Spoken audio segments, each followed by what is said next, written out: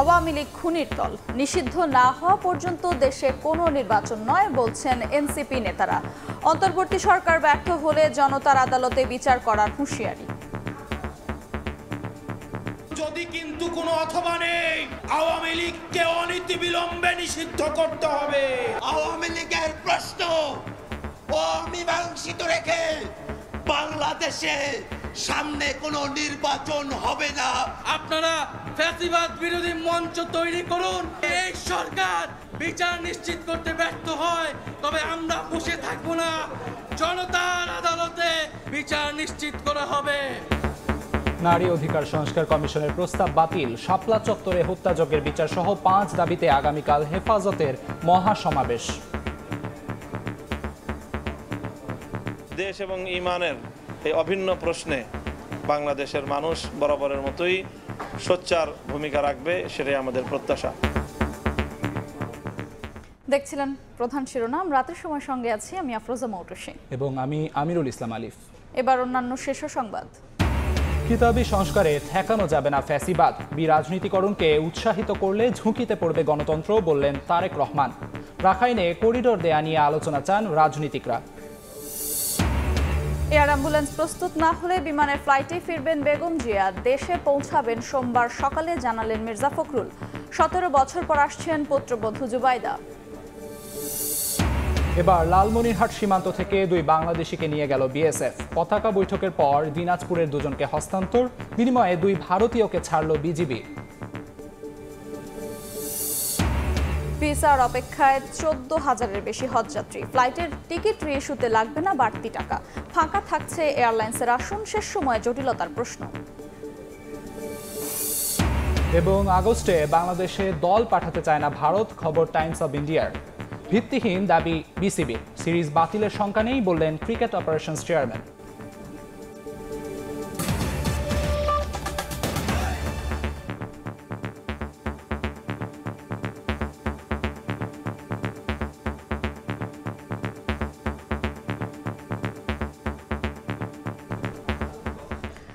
আওয়ামী লীগ খুনির দল, নিষিদ্ধ না হওয়া পর্যন্ত দেশে কোনো নির্বাচন নয়।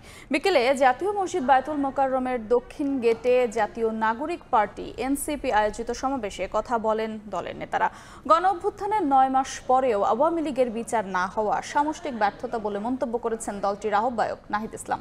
অন্তর্বর্তী সরকার ব্যর্থ হলে জনতার আদালতে বিচার করার হুঁশিয়ারি দেন তিনি।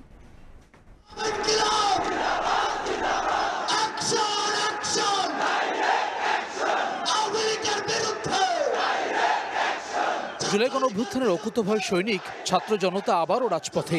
আত্মপ্রকাশ অনুষ্ঠানের পর বড় জমায়েত জাতীয় নাগরিক পার্টি এনসিপির। আওয়ামী লীগ নিষিদ্ধ এবং গণহত্যার বিচার দাবিতে দৃপ্ত স্লোগানে প্রকম্পিত রাজধানী জিপিও মোড়, বায়তুল মোকাররমার গুলিস্তান এলাকা। বাদ জুমা এভাবেই জনতার ঢল নামে বায়তুল মোকাররমের দক্ষিণ গেটে। ব্যানার ফেস্টুনে নতুন বাংলাদেশের আকাঙ্ক্ষার জানান দেন ছাত্র জনতা।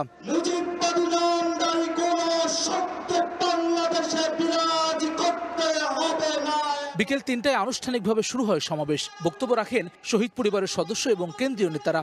বলেন, আওয়ামী লীগের বিচার না করা এদেশের মানুষের সঙ্গে তামাশার শামিল। বিচার এবং সংস্কারে সরকার গাফিলতি করছে বলে অভিযোগ করেন তারা। এনসিপির 2 মুখ্য সংগঠক হাসনাত আব্দুল্লাহ এবং সার্জিস আলম বলেন, গণহত্যাকারী দল হিসেবে আওয়ামী লীগকে নিষিদ্ধ করতেই হবে। দ্রুত আওয়ামী লীগকে নিষিদ্ধ করার আহ্বান জানান তারা। আমরা কোনো দাবি করছি না, আমরা আমাদের সিদ্ধান্ত জানিয়ে দিচ্ছি, আওয়ামী লীগকে নিষিদ্ধ করতে হবে। যদি কিন্তু কোনো অথবা নেই, আওয়ামী লীগকে অনতিবিলম্বে নিষিদ্ধ করতে হবে। আমরা এই বাংলাদেশে খুনি সন্ত্রাসী আওয়ামী লীগের নিষিদ্ধ চাই কিনা? আমরা খুনি হাসিনার ফাঁসি চাই কিনা? আওয়ামী লীগ প্রশ্ন অমীমাংসিত রেখে দেশে কোনো নির্বাচন হবে না বলে মন্তব্য করেন এনসিবি সদস্য সচিব আখতার হোসেন। আওয়ামী লীগের প্রশ্ন অমীমাংসিত রেখে বাংলাদেশে সামনে কোনো নির্বাচন হবে না, হবে না, হবে না। দলের আহ্বায়ক নাহিদ ইসলাম পাড়ায় পাড়ায় ফ্যাসিবাদ বিরোধী মঞ্চ করার আহ্বান জানান। বলেন, সরকার ব্যর্থ হলে জনতার আদালতে আওয়ামী লীগের বিচার হবে। আওয়ামী লীগ নিষিদ্ধের জন্য আপনারা ফ্যাসিবাদ বিরোধী মঞ্চ তৈরি করুন। পাড়ায় পাড়ায়, মহল্লায় মহল্লায় আমরা জনতার আদালত তৈরি করব। যদি এই সরকার বিচার নিশ্চিত করতে ব্যর্থ হয় তবে আমরা বসে থাকবো না। জনতার আদালতে আওয়ামী লীগ এবং ফ্যাসিজমের বিচার নিশ্চিত করা হবে। আওয়ামী লীগের বিচার এবং নিষিদ্ধ না হওয়া পর্যন্ত রাজপথে থাকার শপথ নেন ছাত্র জনতা। সংস্কার কতটুকু হবে, নির্বাচন বা কবে, এমন নানান প্রশ্নের আগে আওয়ামী লীগ প্রশ্নের সমাধান চান এনসিপি নেতারা। জুলাই গণ অভ্যুত্থানের নেতৃত্ব দেওয়া এই ছাত্র জনতার দাবি, আওয়ামী লীগের বিচার এবং রাজনৈতিক কার্যক্রম নিষিদ্ধের প্রক্রিয়াকে রাখতে হবে সর্বাগ্রে। হাসান ওয়ালি, সময় সংবাদ, ঢাকা। নারী অধিকার সংস্কার বিষয়ক কমিশনের প্রস্তাব বাতিল, শাপলা ট্র্যাজেডি, আওয়ামী শাসনামলে সব গণহত্যার বিচার সহ 5 দফা দাবিতে কাল রাজধানীতে মহাসমাবেশ করবে হেফাজতে ইসলাম। এ উপলক্ষে সোহরাওয়ার্দী উদ্যানে চলছে মঞ্চ তৈরির কাজ। দুপুরে সমাবেশ স্থল পরিদর্শনে আসেন সংগঠনের নেতারা। এ সময় তারা সুশৃঙ্খলভাবে কর্মসূচিতে যোগদান করতে দেশবাসীর প্রতি আহ্বান জানান। ঢাকার বাইরে থেকে আগতদের নির্ধারিত 3টি পয়েন্ট ধরে সমাবেশ স্থলে আসার অনুরোধ জানান নেতারা। সকাল 9টা থেকে শুরু হয়ে বেলা 1টা পর্যন্ত সমাবেশ চলবে। এর আগে দুপুরে সমাবেশ সফল করতে মিছিল ও গণসংযোগ করেছে হেফাজতের কর্মীরা। বিতর্কিত নারী সংস্কার কমিশনের যে প্রস্তাবনা, সেই প্রস্তাবনাকে গোটা জাতি প্রত্যাখ্যান করেছে এবং এই নারী সংস্কার কমিশনের বাতিলের দাবিতে গোটা বাংলাদেশ আজকে সোচ্চার। কাজেই আগামীকালকে আমরা আমাদের কেন্দ্রীয় নেতৃবৃন্দ হেফাজতের এই মহাসমাবেশ থেকে পরবর্তী বক্তব্য জাতির সামনে ইনশাল্লাহ আমরা তুলে ধরব। কিতাবি সংস্কার দিয়ে ফ্যাসিবাদ ঠেকানো যায় না উল্লেখ করে দেশের স্বার্থে সব রাজনৈতিক দলকে এক হওয়ার আহ্বান জানিয়েছেন বিএনপির ভারপ্রাপ্ত chairman Tarique Rahman. AB party প্রতিষ্ঠা বার্ষিকীর আলোচনায় ভার্চুয়ালি অংশ নিয়ে তিনি আরও বলেন, বিরাজনীতিকরণকে উৎসাহিত করা হলে ঝুঁকির মুখে পড়বে গণতন্ত্র। অনুষ্ঠানে বিভিন্ন দলের নেতারা করিডোর ইস্যুতে জনগণকে পরিষ্কার করার পাশাপাশি দলগুলোর সঙ্গে আলোচনার আহ্বান জানান। শুক্রবার সকালে বিজয়নগরে কেন্দ্রীয় কার্যালয় থেকে ৫ম প্রতিষ্ঠা বার্ষিকী উপলক্ষে বর্ণাঢ্য র্যালি বের করে আমার বাংলাদেশ পার্টির নেতাকর্মীরা। পরে এ উপলক্ষে প্রেস ক্লাবে আলোচনা সভায় অংশ নেন বিভিন্ন রাজনৈতিক দলের নেতারা। এ সময় তারা রাখাইনে করিডোরের বিষয়ে জনগণের কাছে স্পষ্ট করার আহ্বান জানান। ঐকমত্য কমিশন প্রস্তাব করেছে, তার সরাসরি বিরোধিতা নির্বাচন কমিশন করেছে। সেগুলোর নিষ্পত্তি কোন পথে হবে সে সম্পর্কে সরকারের কোনো উদ্যোগ আমরা দেখছি না। অন্তর্বর্তী সরকার মৌলিক প্রশ্নে কনসেনসাসের উপরে দাঁড়াবে, সেইটাই আমাদের আকাঙ্ক্ষা। সেই জায়গা যাতে তারা সব ক্ষেত্রেই মেনটেন করেন, সেটা জাতীয় স্বার্থ হোক, এই ভূ রাজনৈতিক পরিবেশে মানবিক করিডোর দেওয়ার মতো সিদ্ধান্ত হোক। দেশের একটা সার্বিক পরিস্থিতির পর একটা সুন্দর নির্বাচনে যদি আমরা যেতে পারি, তাহলে ইনশাআল্লাহ বাংলাদেশ একটা নতুন অধ্যায়ে প্রবেশ করবে। আলোচনা সভায় বক্তব্য রাখেন জাতীয় নাগরিক পার্টির আহ্বায়ক নাহিদ ইসলামও। বলেন, রাজনীতি করার নৈতিক ভিত্তি হারিয়েছে আওয়ামী লীগ। আওয়ামী লীগের সেই নৈতিক ভিত্তি, রাজনৈতিক ভিত্তি হারিয়েছে। এখন তার আইনি বন্দোবস্ত কি হবে, কোন প্রক্রিয়ায়, কোন আইনি কাঠামোতে আমরা আওয়ামী লীগকে বাংলাদেশের রাজনীতি থেকে দূর করতে পারি এবং একটি গণতান্ত্রিক প্রক্রিয়ায় যেতে পারি, সেই বিষয়ে আমাদের সেই পথ আসলে উত্তরণ করতে হবে। অনুষ্ঠানে লন্ডন থেকে ভার্চুয়ালি যুক্ত হন বিএনপির ভারপ্রাপ্ত চেয়ারম্যান তারেক রহমান। বলেন, কিতাবি সংস্কার দিয়ে ফ্যাসিবাদ ঠেকানো যায় না।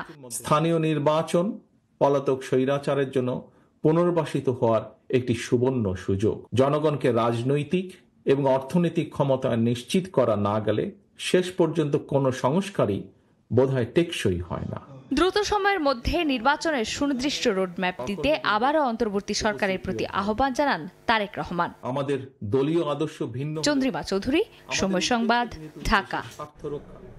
নির্বাচনের আগে গুরুত্বপূর্ণ সংস্কারের মাধ্যমে পুরনো কাঠামো পরিবর্তন করা না গেলে আবারও স্বৈরাচার ফিরে আসবে বলে মন্তব্য করেছেন জাতীয় ঐকমত্য কমিশনের সদস্য ডক্টর বদিউল আলম মজুমদার।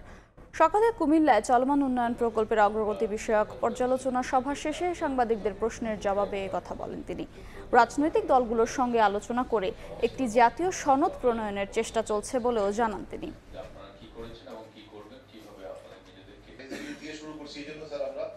যেই পদ্ধতি, প্রক্রিয়া, প্রতিষ্ঠান, কাঠামো স্বৈরাচার সৃষ্টি করে, সেই কাঠামোর যদি বদল না হয় তাহলে আমাদের অবশ্যম্ভাবী পরিণতি হলেও সে আবারও পুরনো স্বৈরাচার ফিরে আসা। আমরা যেই সংস্কার প্রস্তাবগুলো উত্থাপন করেছি, সংস্কার প্রস্তাবগুলো নিয়ে রাজনৈতিক দলের সাথে আলাপ আলোচনা করছি, তারা এগুলো মেনে নিলেই এই যে সরকার এগুলো বাস্তবায়ন করতে পারে এবং যার মাধ্যমে নিরপেক্ষ সুষ্ঠু নির্বাচনের পথ সুগম হবে। রাতের সময় আরও থাকছে। আবারও ঊর্ধ্বমুখী মুরগির বাজার, চড়া দামে বিক্রি হচ্ছে বেশিরভাগ সবজি। কয়েক মাস অস্থিরতার পর স্বস্তি ফিরেছে চালে, কেজিতে কমেছে 5 থেকে 10 টাকা। কি লিক নিয়ে চিন্তিত? কিনুন leak proof RFL thread pipe and fittings. Air ambulance প্রস্তুত না হলে বাংলাদেশ বিমানের ফ্লাইটে সোমবার সকালে দেশে ফিরবেন বিএনপি চেয়ারপারসন বেগম খালেদা জিয়া। সফর সঙ্গী হিসেবে থাকছেন 2 পুত্রবধূ সহ 7 জন। এমনটা জানিয়েছেন বিএনপি মহাসচিব মির্জা ফখরুল ইসলাম আলমগীর। 17 বছর পর ফিরছেন তারেক রহমানের স্ত্রী ডক্টর জুবাইদা রহমান। উন্নত চিকিৎসায় যুক্তরাজ্যের দ্য লন্ডন ক্লিনিকে 17 দিন চিকিৎসা শেষে বিএনপি চেয়ারপারসন বেগম খালেদা জিয়া ছিলেন বড় ছেলে তারেক রহমানের বাসায়। সেখানে থেকেই বিশেষজ্ঞ চিকিৎসকদের তত্ত্বাবধানে ছিলেন বিএনপি নেত্রী। 4 মাস পর দেশে ফিরতে যাচ্ছেন সাবেক প্রধানমন্ত্রী বেগম খালেদা জিয়া। আগামী সোমবার সকালে ঢাকায় পৌঁছানোর কথা রয়েছে তার, এমনটাই জানিয়েছেন দলের মহাসচিব মির্জা ফখরুল ইসলাম আলমগীর। তবে কাতারের রয়্যাল এয়ার অ্যাম্বুলেন্স এখনও নিশ্চিত না হওয়ায় বাংলাদেশ বিমানের একটি ফ্লাইটে বিএনপি নেত্রী ঢাকায় ফিরতে পারেন বলে জানান তিনি। 5 মে সকাল 11টায় হযরত শাহজালাল আন্তর্জাতিক বিমানবন্দরে পৌঁছানোর কথা তার। কাতার আমাদের কাছ থেকে যে অ্যাম্বুলেন্স আপনার পেয়েছিলাম সেটা একটু এখন বিলম্বিত হচ্ছে, সেই জন্য ম্যাডাম ঠিক করছেন যে ওটা যদি একদম শেষ মুহূর্তে না পাওয়া যায় তাহলে উনি আপনার বাংলাদেশ বিমানেই আসবেন। আমার বাংলাদেশ বিমানে আপনার সমস্ত ব্যবস্থা করে রাখা হয়েছে। 4 তারিখে উনি রওনা হলে উনি 5 তারিখে 11টার দিকে এসে পৌঁছাবেন। এই সফরে বিএনপি নেত্রীর সঙ্গে 2 পুত্রবধূ ডাক্তার জুবাইদা রহমান ও সৈয়দা শামিলা রহমান স্মৃতিসহ থাকছেন 7 জন। 17 বছর পর দেশে ফিরছেন তারেক পত্নী জুবাইদা রহমান। 2008 সালের 11 সেপ্টেম্বর স্বামী তারেক রহমানের সঙ্গে দেশ ছেড়েছিলেন তিনি। এবার ঢাকায় ফিরে ধানমন্ডিতে পৈতৃক বাসায় ওঠার কথা রয়েছে জুবাইদা রহমানের। এ কারণে বিএনপির ভারপ্রাপ্ত চেয়ারম্যান তারেক রহমানের স্ত্রী ও জিয়া পরিবারের সদস্য হওয়ায় নিরাপত্তা বিবেচনায় পুলিশ মহাপরিদর্শকের কাছে প্রোটেকশন ইউনিট চেয়েছেন তিনি। আহমেদ সালেহিন, সময় সংবাদ, ঢাকা। পতাকা বৈঠকের মাধ্যমে 9 ঘন্টা পর দিনাজপুরের 2 বাংলাদেশিকে ফেরত দিয়েছে বিএসএফ। বিনিময়ে 2 ভারতীয়কে ছেড়ে দিয়েছে বিজিবি। এর মধ্যেই এবার লালমনিরহাট সীমান্ত থেকে 2 জনকে তুলে নিয়ে গেছে ভারতীয় সীমান্তরক্ষী বাহিনী। দিনাজপুরের বিরল সীমান্তে নিজের জমিতে ধান কাটা ও মাড়াইয়ের কাজ করছিলেন কৃষকরা। এ সময় হঠাৎ বিএসএফ এসে ধরে নিয়ে যায় 2 কৃষককে। স্থানীয়রা জানান, শুক্রবার সকাল থেকে বাংলাদেশি নাগরিক মাসুদ রানা, এনামুল হক সহ কয়েকজন দিনাজপুরের বিরলে বাংলাদেশের সীমান্তের অভ্যন্তরে জমিতে ধান কাটছিলেন। এ সময় বিএসএফ সদস্যরা এসে 2 কৃষককে ধরে নিয়ে যায়। এরপর কারুলিয়া গ্রামের কয়েকজন বাসিন্দা ভারতীয় 2 কৃষককে ধরে নিয়ে সেখানকার সরকারি প্রাথমিক বিদ্যালয় মাঠে আটকে রাখেন। পরে স্থানীয় ইউপি সদস্যের মাধ্যমে তুলে দেওয়া হয় বিজিবির হাতে। ভারতের পাশে আমাদের জমি, ধান পাকছে, ধান মাড়াই করছে। আমাদের কয়েকজন শ্রমিক ওখানে ধান কাটে ধান মাড়াই করছিল।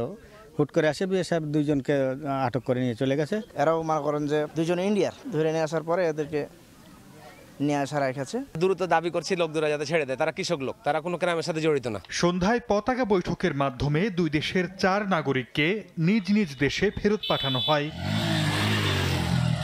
এদিকে এই ঘটনার রেশ কাটতে না কাটতেই লালমনিরহাটের পাটগ্রাম সীমান্ত থেকে 2 বাংলাদেশিকে ধরে নিয়ে গেছে বিএসএফ। সময় সংবাদ, দিনাজপুর। 5 দিনের ব্যবধানে ঝিনাইদহের ভারতীয় সীমান্তে বিএসএফের গুলিতে আহত হলেন বাংলাদেশি যুবক। স্বজনরা জানান, বৃহস্পতিবার রাতে মহেশপুরের কুসুমপুর সীমান্তে জমি থেকে বৃষ্টির পানি নিষ্কাশন করতে গেলে তাকে লক্ষ্য করে গুলি চালায় ভারতীয় সীমান্তরক্ষী বাহিনী। গুরুতর আহত অবস্থায় প্রথমে তাকে স্থানীয় হাসপাতালে ও পরে ঢাকা মেডিকেলে ভর্তি করা হয়। সীমান্তে থামছেই না ভারতীয় সীমান্তরক্ষী বাহিনীর বাড়াবাড়ি। এবার ঝিনাইদহের মহেশপুর সীমান্তে বিএসএফের গুলিতে আহত হলেন বাংলাদেশি যুবক রিয়াজ। আহতের পরিবার জানায়, বৃহস্পতিবার রাতে সীমান্তের কাছে নিজেদের কৃষি জমির পানি নিষ্কাশন করতে যান রিয়াজ। এ সময় বিএসএফ তাকে লক্ষ্য করে গুলি ছোড়ে। আহত যুবককে উদ্ধার করে প্রথমে স্থানীয় হাসপাতালে নেওয়া হয়, পরে উন্নত চিকিৎসার জন্য আনা হয় ঢাকা মেডিকেলে। পরিবারের অভিযোগ, সীমান্ত অতিক্রম না করলেও গুলি করে বিএসএফ। এর আগে 27 এপ্রিল ভোরে একই সীমান্তে ভারতীয় বাহিনীর গুলিতে নিহত হন 30 বছর বয়সী যুবক। সাদিকুর রহমান, সময় সংবাদ, ঢাকা। চট্টগ্রামে খাল খননের নামে প্রতি বছর হাজার হাজার কোটি টাকা লুটপাট করেছে বিগত সরকার। সকালে বিএনপির উদ্যোগে খাল খনন কার্যক্রমের উদ্বোধন করে কথা বলেন বিএনপির স্থায়ী কমিটির সদস্য আমির খসরু মাহমুদ চৌধুরী। এ সময় সিটি মেয়র অভিযোগ করেন, দেশে মেগা প্রকল্পের নামে মেগা দুর্নীতি হয়েছে। তিনি জানান, নগরীর জলাবদ্ধতা নিরসনে স্বেচ্ছাশ্রম ও নিজস্ব অর্থায়নে খাল খনন করেছেন বিএনপি নেতাকর্মীরা। চট্টগ্রাম নগরীর উত্তর কাঠতুলির নাজিরখালের এই ময়লা আবর্জনায় প্রতি বছরে দুর্ভোগে পড়েন বন্দরনগরীর বাসিন্দারা। বর্ষা মৌসুমে তা পৌঁছায় চরমে। বিগত সরকারের আমলে হাজার কোটি টাকা খরচেও মিলছে না সুফল। স্থানীয়দের এই দুর্ভোগ লাঘবে এবার এগিয়ে আসলো বিএনপি। নগরীর 10 নম্বর উত্তর কাঠতলী ওয়ার্ড বিএনপির নেতাকর্মীরা নিজেদের অর্থায়নে শুরু করলো নাজিরখাল ও কালিরছড়া খাল খনন কার্যক্রম। শুক্রবার সকালে খাল খনন কার্যক্রমের উদ্বোধন করেন বিএনপি স্থায়ী কমিটির সদস্য আমির খসরু মাহমুদ চৌধুরী এবং city mayor doctor Shahadat Hossain. এই সময় আমির খসরু বলেন, খাল খননের নামে প্রতি বছর হাজার হাজার কোটি টাকা লুটপাট করেছে বিগত সরকার। 13,000 কোটি টাকা বিনিয়োগ হয়েছে, তা আপনারাই বলেন, আপনারা কি এর কোনো প্রতিফলন যে খালগুলোতে দেখছেন না পানি নিষ্কাশনে দেখছেন? চট্টগ্রাম তো একটু বৃষ্টি হলে এখনো ডুবে যাচ্ছে।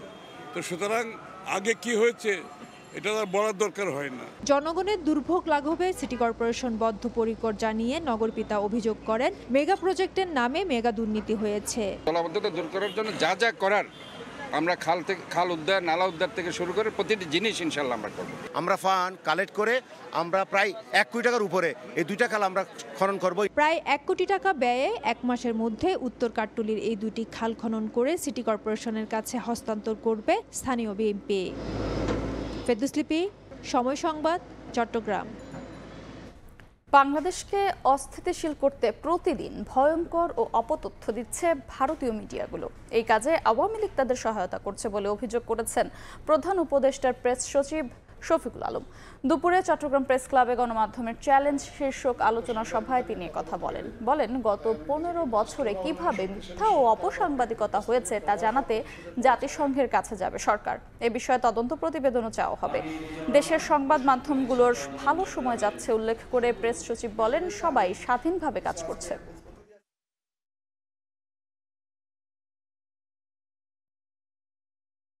আমাদের যে নিউজ কনজিউম আমরা করতেছি এই ধরনটা চেঞ্জ হয়ে গেছে, ফলে প্রতিনিয়ত অপতথ্য আসছে।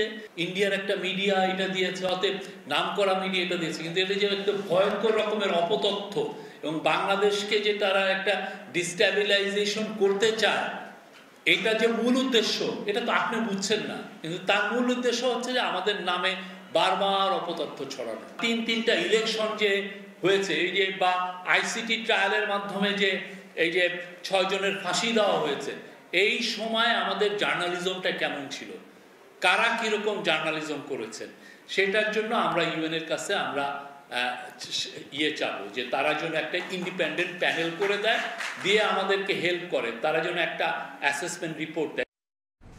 হজযাত্রীর চাহিদা থাকলেও ভিসা জটিলতা সহ বেশ কিছু কারণে ফাঁকা যাচ্ছে এয়ারলাইন্সের আসন। এতে পরবর্তী সময়ে আসন নিয়ে জটিলতার শঙ্কা রয়েছে। যদিও হাব বলছে অতিরিক্ত স্লট থাকায় যাত্রী পরিবহনে সমস্যা হবে না, আর হজ অফিস বলছে ভিসা না পাওয়াদের পরবর্তী টিকিট ইস্যুর ক্ষেত্রে প্রযোজ্য হবে না বাড়তি ফি।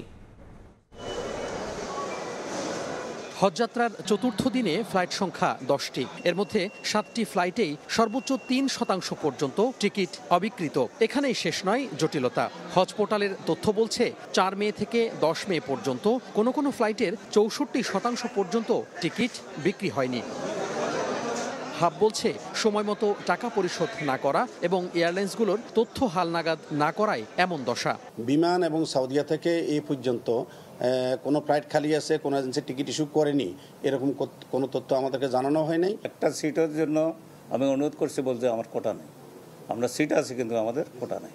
তো তাহলে তাদের ফ্লাইট কেন খালি যাবে? তাহলে যদি তাদের ফ্লাইট খালি যায় তো তাদেরকে আমরা জবাবদিহি করতে হবে।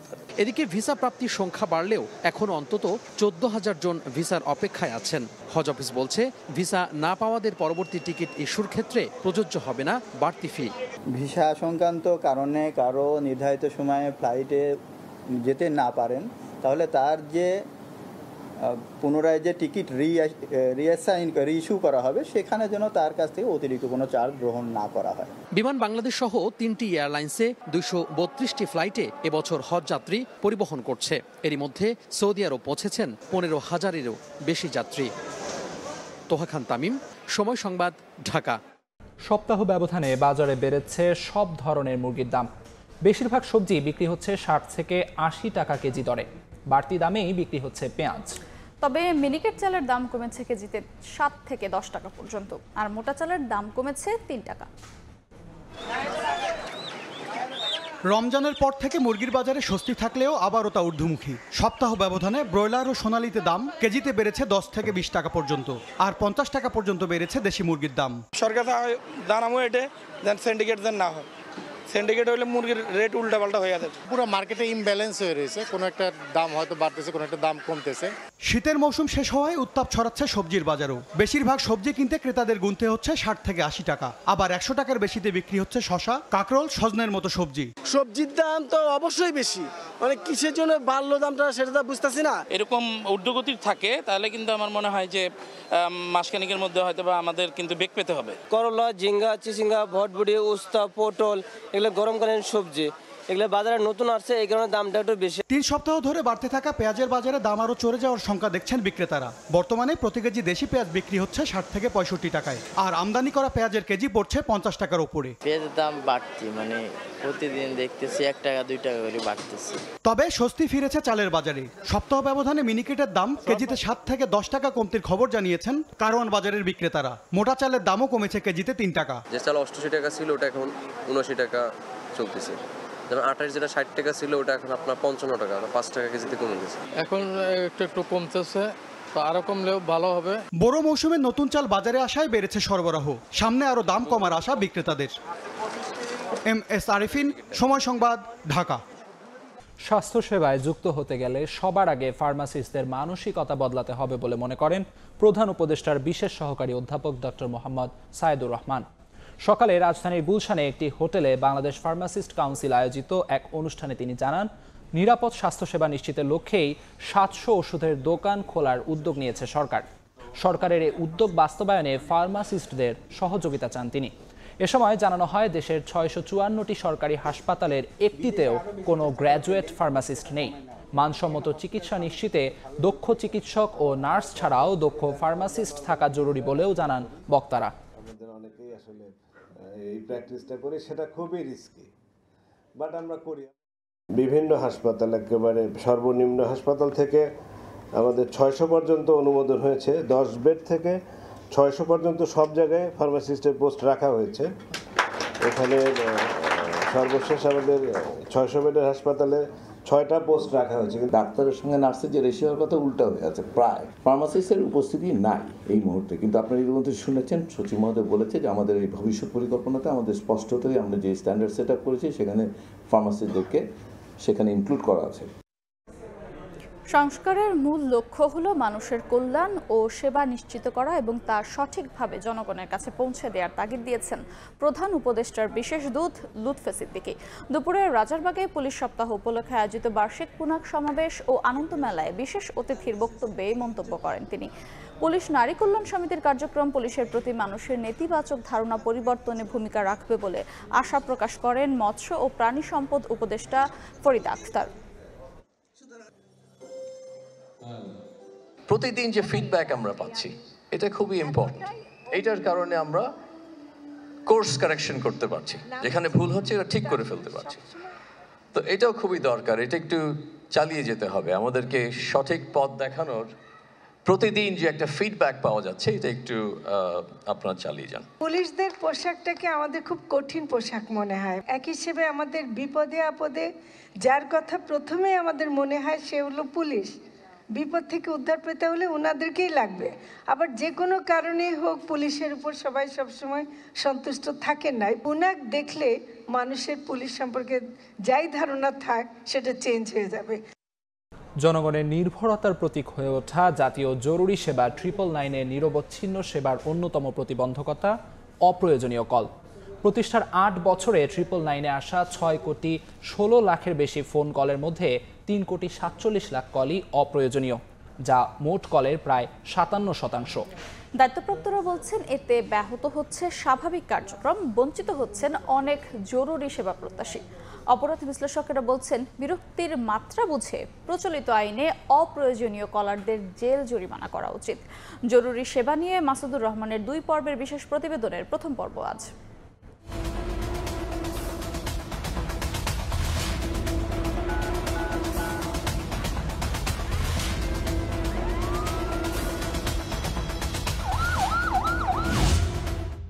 রাজধানীর মোহাম্মদপুরের সলিমুল্লাহ রোডের বাসিন্দা মুক্তিযোদ্ধা জাফরুল ইসলাম।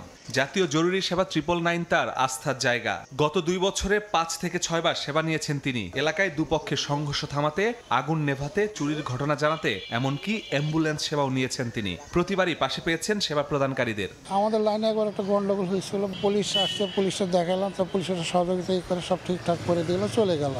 ভবিষ্যতে যে আর একটু করা যায়, আমাদের সঙ্গে সহযোগিতা করা যায়, 999 আমার মনে হয় যে আরো ভালোই হবে।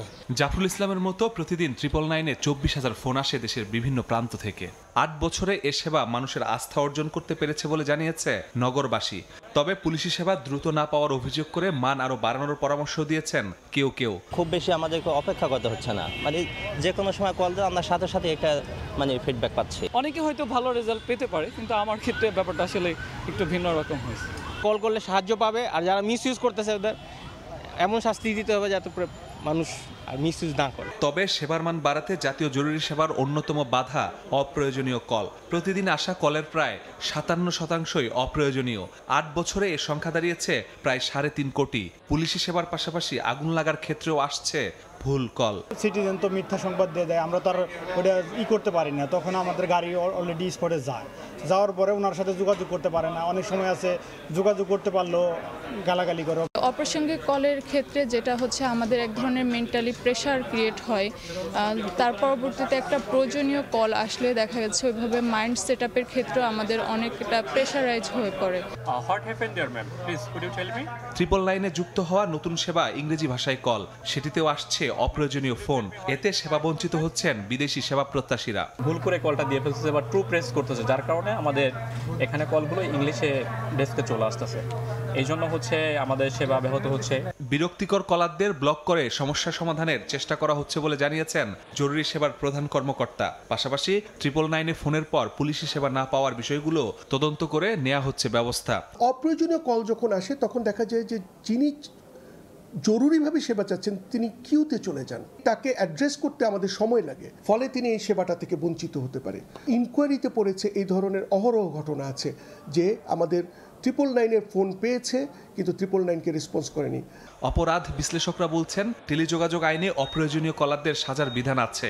বিরক্তির মাত্রা অনুযায়ী তাদের বিরুদ্ধে ব্যবস্থা নেওয়ার পরামর্শ তাদের। এইভাবে বিরক্ত করে কিংবা কোনো ধরনের অনাকাঙ্ক্ষিত অনভিপ্রেত কোনো প্রস্তাব উত্থাপন করে কিংবা এই কার্যক্রমের ক্ষেত্রে ব্যাঘাত সৃষ্টি করে, তাহলে তার জন্য কিন্তু শাস্তি এবং আর্থিক জরিমানা দুইটাই কিন্তু ব্যবস্থা আছে। প্রয়োজন হলে সেটাও করতে হবে। 999-এর মতো জায়গায় অপ্রয়োজনে ফোন না করে দায়িত্বশীল ভূমিকা পালনে জনগণের প্রতি আহ্বান জানিয়েছে জাতীয় জরুরি সেবা কর্তৃপক্ষ।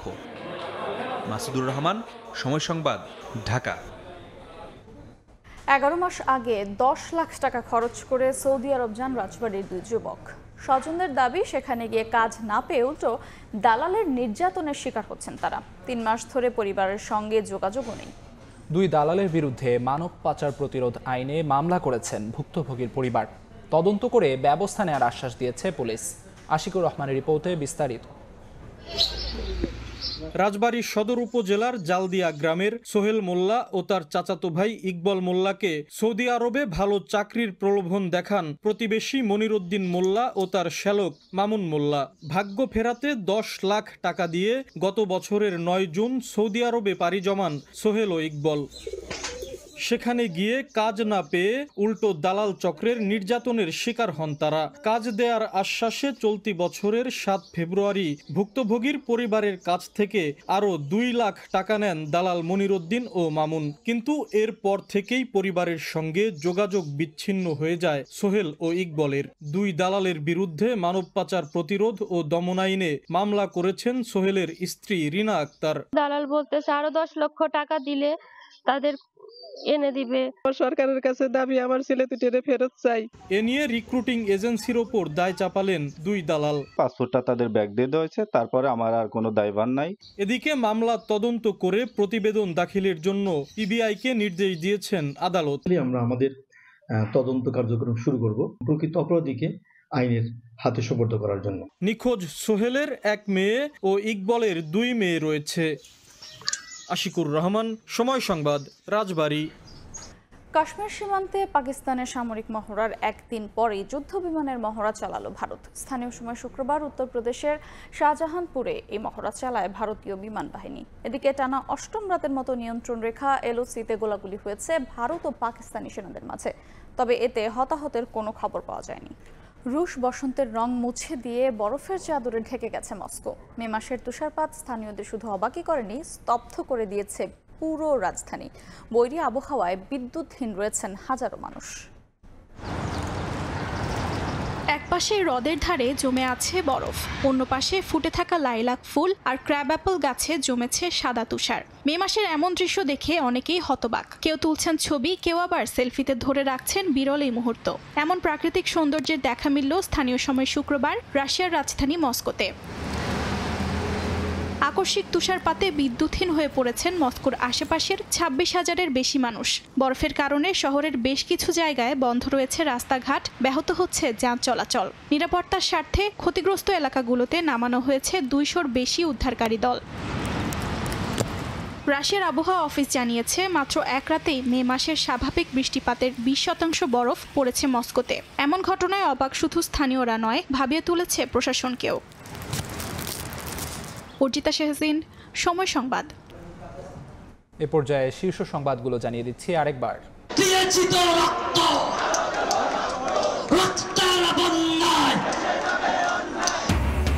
আওয়ামী লীগ খুনির দল, নিষিদ্ধ না হওয়া পর্যন্ত দেশে কোনো নির্বাচন নয় বলছেন এনসিপি নেতারা। অন্তর্বর্তী সরকার ব্যর্থ হলে জনতার আদালতে বিচার করার হুঁশিয়ারি। কিতাবি সংস্কারে ঠেকানো যাবে না ফ্যাসিবাদ, বিরাজনীতিকরণকে উৎসাহিত করলে ঝুঁকিতে পড়বে গণতন্ত্র বললেন তারেক রহমান। রাখাইনে করিডোর দেয়া নিয়ে আলোচনা চান রাজনীতিকরা। এবং এয়ার অ্যাম্বুলেন্স প্রস্তুত না হলে বিমানের ফ্লাইটেই ফিরবেন বেগম জিয়া। দেশে পৌঁছাবেন সোমবার সকালে, জানালেন মির্জা ফখরুল। 17 বছর পর আসছেন পুত্রবধূ জুবাইদা।